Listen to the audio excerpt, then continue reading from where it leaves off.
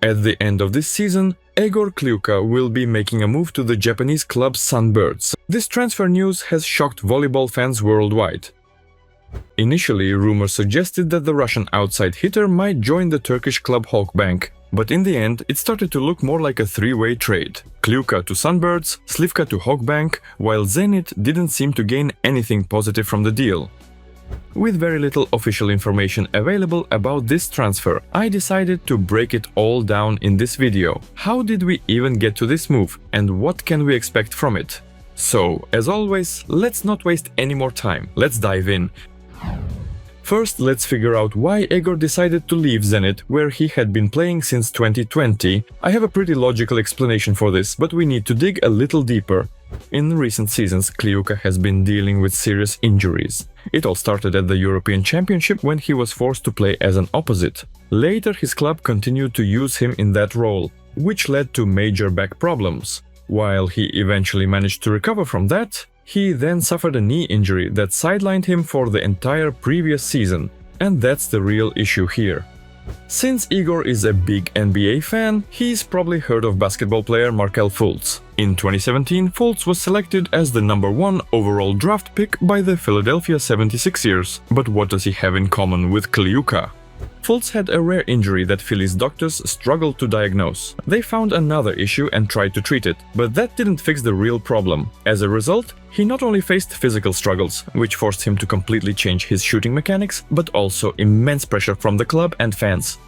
The Sixers management even believed that Fultz was faking his injury and simply didn't want to play.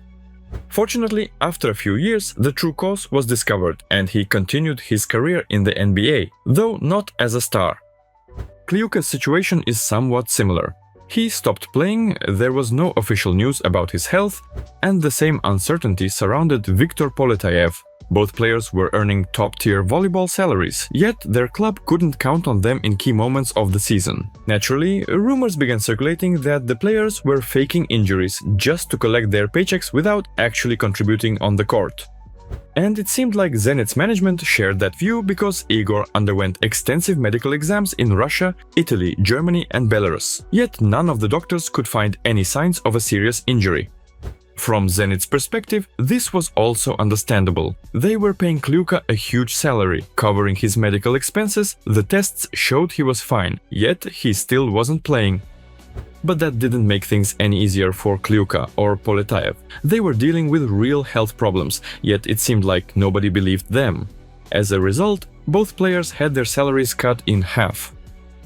Fortunately, thanks to a recommendation from Genia Grebenikov, Kliuka and Poletayev were able to find specialists in Spain who work with professional athletes, including volleyball players. There, they finally received an accurate diagnosis and were given an optimal treatment program, something Poletayev himself confirmed in an interview with the club's media. Fans were eagerly awaiting the return of these two star players. However, based on available information, Kliuka's comeback was uncertain. Yet in reality, he has played far more matches than Poletayev, who not only suffered another injury, but also lost his starting spot to Vladislav Babkovic. From what I've gathered, this season was a decisive one in Kliuka's career. If he managed to play a significant number of matches, he could confidently plan for his future. And I really hope this is a positive turning point in his career, not just an attempt to push his body to the limit to secure a new contract. I believe the club's lack of trust was one of the key reasons Egor started looking for a new team. The medical staff couldn't identify the problem, his salary was cut, and he faced constant pressure and criticism. Of course, there could be completely different reasons behind this decision, but this is how I see the situation. What do you think? I'd love to hear your thoughts in the comments, and even more than that, I'd like to hear something from the club or the player himself, but in today's reality, that seems unlikely. For Zenit, losing Kliuka without a clear replacement is a major blow. The team was just starting to find stability, but the departure of key stars could seriously hurt their championship ambitions. So Kliuka decided to leave Zenit. What were his options? He could have stayed in Russia, but I have a feeling that deep down he wanted to play in Italy. Of course, that's just my speculation. But considering his recent injury struggles, it's unlikely that top Italian teams were offering him lucrative deals. I'm not sure if he ever considered Poland, but even a player of his caliber probably wouldn't have been welcomed with open arms there. That left Turkey as the most obvious choice. After all, Halkbank was willing to take on Lial, whom Lokomotiv had cut mid-season, hoping he could lead them to success. And while I have great respect for Lial's career, he is far from his peak form right now. Initially, Halkbank seemed like the most likely destination for Kliuka, but somehow, in a surprising twist, he ended up signing with Sunbirds. I'm not sure how all the pieces came together, but Kliuka will now play for the reigning Japanese champions.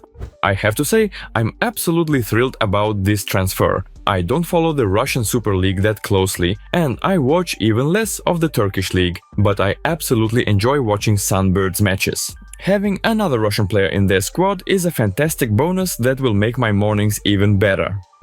But let's think about what Kliuka gains from this move. Dmitry Muzersky probably had something to do with it, not in the sense that he personally convinced Kliuka to join, but I'm sure Igor asked him about the Japanese league and what it's like to play for Sunbirds, the team Muzersky has represented since 2018. One thing's for sure, Kliuka won't be under the same pressure in Japan as he was in Russia. I mentioned before that in Russia, both club management and even fans can be not just demanding but downright harsh. And when you're giving everything you've got on the court, dealing with injuries and still getting hit with endless criticism, no matter how mentally tough you are, at some point it just gets old. That's what happened with Musersky. Grankin got tired of it too, and now I think Kliuka doesn't want to put up with it either. One of the biggest advantages of playing in Japan is how much they care about players' health. In Russia, Serbia, Bulgaria or other countries with a similar sports mentality, if there's an important match, you'll most likely be sent onto the court even if you're injured. But in Japan, I've seen it over and over again. No game, no matter how crucial, is a good enough reason to force a player to play through a serious injury. A perfect example is Bartosz Kurek's last season with the Wolf Dogs. He didn't play a single playoff match. But instead of criticism, he got a heartfelt farewell from the fans who appreciated his years with the team. You also often see that players who've had a busy international season aren't thrown straight into the starting lineup at the beginning of the club season, especially if they're dealing with injuries. So even though Japanese teams play back-to-back matches every week, the schedule is still pretty forgiving, since not all star players are expected to play both games. Plus, training is structured to fit this format. Instead of 2-a-day training sessions like in most top clubs, in Japan there's usually just one, but it's packed with enough work to cover both. So once a player adapts to this system, the workload shouldn't be a problem. For example, Viktor Poletaev once said that if he hadn't been forced to play through injuries, he could have taken short breaks and avoided serious long-term damage. Instead, those injuries turned chronic. Japan takes a different approach. They do everything they can to prevent that from happening. And when a player feels comfortable in a club, they'll naturally be more motivated to perform at their best. Now, if the benefits for Kliuka are clear, why do the Sunbirds need a Russian outside hitter? So far, Alexander Slivka's move to the championship winning squad hasn't exactly met fans' high expectations. The season isn't over yet, but right now it's hard to call him an untouchable starter. At one point, people were hyped about the idea of a Slivka-Takahashi duo, but in reality, Alan has been the one playing the most, always ready to contribute whenever and wherever the team needs him. That being said, with Slivka in the lineup, the Sunbirds did dominate the Emperor's Cup. But still, he's been in and out of the lineup, sometimes sidelined by injuries, sometimes just not making the rotation. And let's be honest, foreign players in Japan are usually expected to be tall, athletic and able to consistently score against a well-formed block. In terms of offensive firepower, Kliuka is definitely stronger than Slivka. He's more dangerous at the net, his passing and defense have improved a lot recently, and the only real question is whether he can stay healthy. But looking at their current form, I'd say the Sunbirds with Kliuka have the potential to be even more dominant. On top of that, Kliuka has a pretty unique look, which could make him stand out even more. And while Japanese fans tend to favor local players, having a distinct personality can still generate extra interest.